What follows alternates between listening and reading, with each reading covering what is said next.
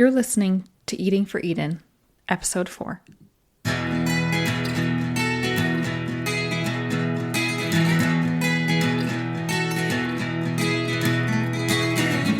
When it comes to doing something about climate change, your food choices matter. Thanks for tuning in to Eating for Eden, a podcast that takes a food-first approach to climate action. I'm your host, Jessica J. Schroeder, and I am passionate about food that tastes good and does good. I'll guide you with practical tips and help you thoroughly enjoy your food along the way.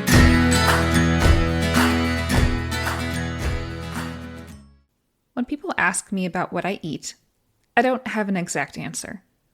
But I typically say something like, I eat predominantly vegan, or whole food plant-based. Years ago, did I ever expect this would one day be my response? Nope, not a chance. Am I surprised to be predominantly vegan? You bet. I was the one who wanted bacon and sausage on her pizza. I imagined I would die if I ever became lactose intolerant. I even entered a meat lover's chili into a cook-off thinking, who puts beans in chili? Oh, irony of ironies. Beans are now one of my favorite foods. I've heard it said that it's easier to change a man's religion than his diet. I agree, and I don't. I agree in the sense that I understand this meaning. We human beings have a vice grip on a handful of things in life. Typically, these are politics, religion, and our food preferences, in that ascending order. I also agree in the sense that someone else cannot change a person's diet. Just like in religion or politics, or any other sphere for that matter, a person must decide for herself that she wants to change. Only then are such mountains to be moved. Yet, this mountain may be more of a sand dune. This is where I disagree. I disagree with the near impossible difficulty communicated in this statement because diet, while indeed deeply seated and complexly storied, is far more easily changed than we may think. Why? Because taste is habit. Full stop. Taste is habit. Setting politics and religion aside, what we eat is largely a matter of preference formed over time by a series of choices. We form habits from those choices, and preferring convenience, ease, and hits of dopamine, we choose the same things time and again. But we don't have to. I mentioned earlier that I used to think I'd die if I ever found out I'd developed a lactose intolerance. Give up dairy? Not today. Not ever. Or so I thought. Now, to keep myself honest, I'm technically not dairy-free. I do enjoy a croissant from time to time, or a slice of Roman-style pizza from the best bakery on the planet. But these are occasional, intentional indulgences. And the dairy I choose to eat must be out of this world worth it. But hang on, how did I go from being afraid of needing to give up cheese to actively avoiding it, as well as ice cream, cow's milk, and butter, and without much of a problem? In short, I changed my habits. I'm not saying this was easy, and it certainly didn't happen overnight, but it did happen. I made little changes over time that, over several years, amounted to massive changes. Little steps, if we keep taking them, turn into leaps and bounds. And that's the case for good or ill. That's right. Taste is habit. Let me give you an idea of how my tastes have changed over time.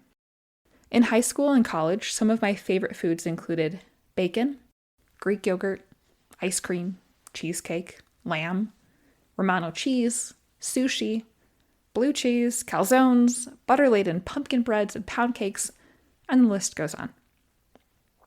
Now, my favorite foods include avocado, kale, sourdough bread, homemade chickpea hummus, arugula, tofu-based feta, homegrown tomatoes, lettuce wraps made with tempeh, royal Corona beans, oats, pistachios, and more.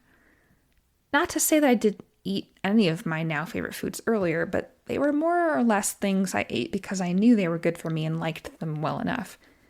But if it came as a choice between the first and the second list, If it came down to pure taste and not an Epicurean, what will my future self think, I'd probably have opted for the things on the first list. Here's another example. I have always loved peanut butter, but the first time I tried natural peanut butter, I was confused and probably not a little bit disgusted. I was a Jiffy girl. As a kid, when I got home from school, I would get a huge spoonful of Jiffy, sit on the couch, and slowly suck on that trans fat and sugar-laden spoon while watching cartoons. Now, I'm buying organic, creamy Valencia peanut butter, just peanuts and salt, and I can't get enough. Today, if I even get presented with decent quality, trans fat-free peanut butters that contain any sugar or palm oil added, I'm offended. My taste buds have completely shifted. Night and day. Yeah, I know it's just peanut butter, but come on, you know it's a big deal. Anyone who's ever had arguments with a spouse about whole wheat pasta will understand. The takeaway here? It takes time for our taste buds to adapt. But oh, can they ever. So, let's assume you're interested in making some dietary changes. You don't want to go on a quote diet, and you don't want to just another fad. You want to really and truly make sustainable changes that will stick. How do you do it? I'll give 4 tips. And while they may work best taken in this order, feel free to start with whichever resonates most with you. Tip number 1. Start with what you like.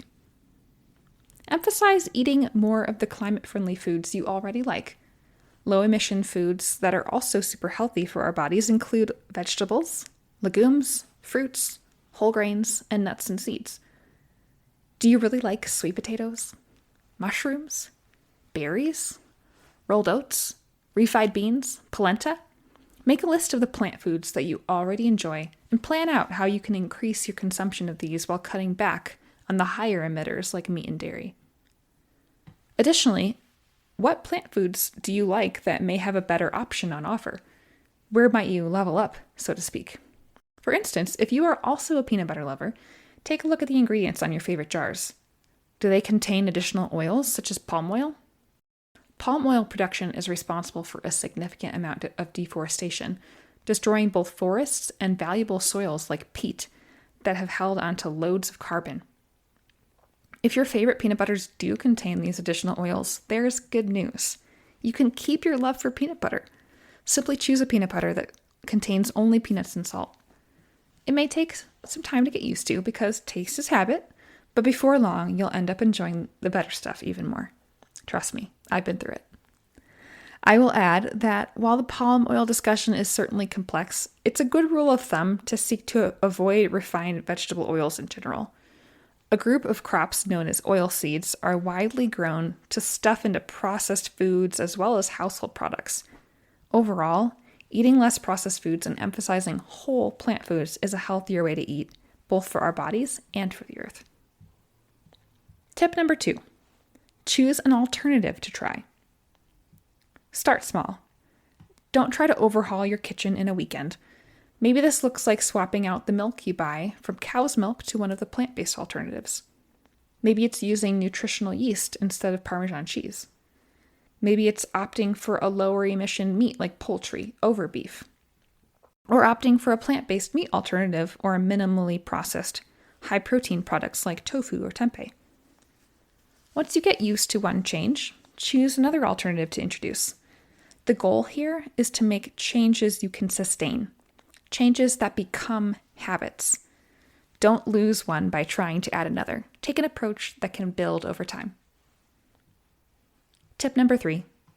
Introduce something new. Or something at least less common in your diet. This can look like increasing the diversity of vegetables you consume and making them a larger share of your plate. Have you tried lacinato or Tuscan kale? Bok choy? Roasted cauliflower?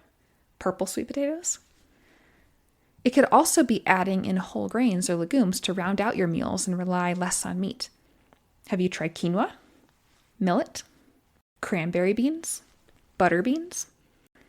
Introducing new items is a great way to get both curious and creative with changing your taste buds and eating habits. When I think back on how I ate in high school, I consumed a lot of animal-based products and a lot of saturated fat.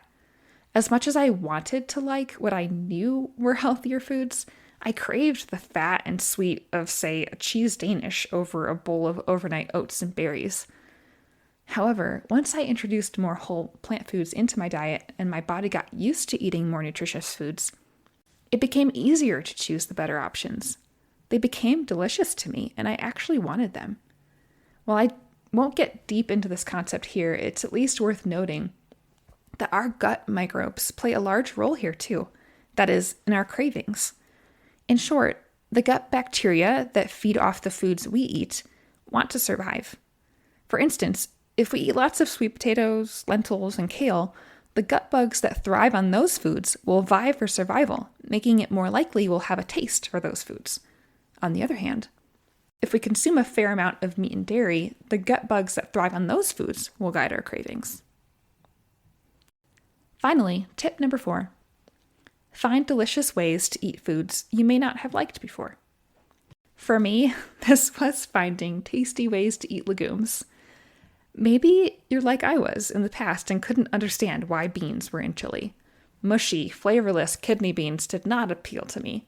And honestly, I don't see why they would appeal to anyone, even now, as a self-proclaimed bean lover.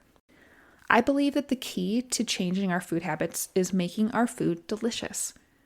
While there may be some small aspect of willpower involved in eating something until you develop a taste for it, there's far more room for making that food delicious to your current palate than we may initially think. I'll plan to provide additional tips for making plants delicious in a future episode, so stay tuned. But for now, I'll just say, any food can be delicious. If you think you don't like something, try preparing it a different way. Ask around for recipes, especially from friends you know eat and enjoy those things. Start trying new recipes and see what sticks. Remember this encouraging thought. Taste is habit, and habits can be changed. Yes, it's going to take time to change the habits of your taste to go from preferring one way of eating to preferring another, but take heart. Your taste buds and your habits are more malleable than you may think. And you, dear listener, are braver than you think. Start where you are, do what you can, and build from there.